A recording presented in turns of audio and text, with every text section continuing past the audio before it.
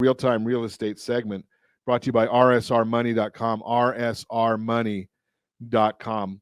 Why there won't be a recession that tanks the housing market.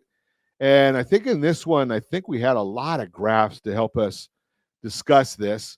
So let's take a look at why there won't be a recession that tanks the housing market based on data. And it doesn't matter what I think or what you think, it's data that really drives these things. Been a lot of recession talk over the past couple of years, and that may leave you worried where we are headed for a repeat of what we saw back in 2008. Here's a look at the latest expert projections to show you why this isn't going to happen. According to Jacob Channel, senior economist at LendingTree, the economy is pretty strong. Quote, at least right now, the fundamentals of the economy, despite some hiccups, are doing pretty good. While things are far from perfect, the economy is probably doing better than people want to give it credit for, unquote. That might be why a recent survey from the Wall Street Journal shows only 39% of economists think there'll be a recession in the next year. That's way down from 61% projecting recession just 1 year ago. And again, if you're watching us on ronsiegelradio.tv, any of our socials, or the ABC News and Talk AM 1490 video feed, you're seeing a chart of this. Most experts believe there won't be a recession in the next 12 months. One reason why is the current unemployment rate.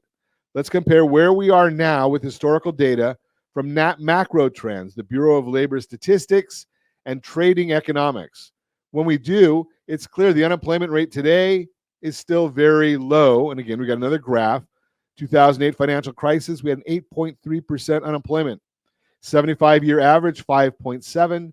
January of 2024, 3.7. Again, if you're watching us, you see the orange bar shows the average unemployment rate since 1948 is about 5.7%. Red bar shows right after the financial crisis in 2008, when the housing market crashed, the unemployment rate was up to 8.3%. Both of those numbers are much larger than the unemployment rate this January, which is the blue part, 3.7.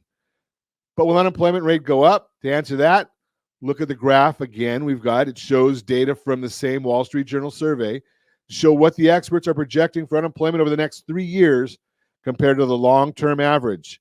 So you can see that the numbers, again, long-term average is 5.7. And you can see from June of 2024 all the way through December 2026, capping out at about 4.3%.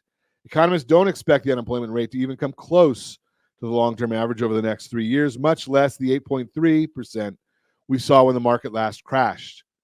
Still, if these projections are correct, there will be people who lose their jobs next year. Anytime someone's out of work, tough situation, not just for the individual, but also for their friends and loved ones. But the question is, will enough people lose their jobs to create a flood of foreclosures that could crash the housing market? Looking ahead, projections show the unemployment rate will likely stay below the 75-year average. That means you should not expect a wave of foreclosures that would impact the housing market in a big way.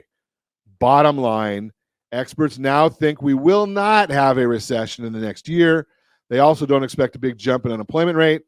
That means you don't need to fear a flood of foreclosures that would cause the housing market to crash.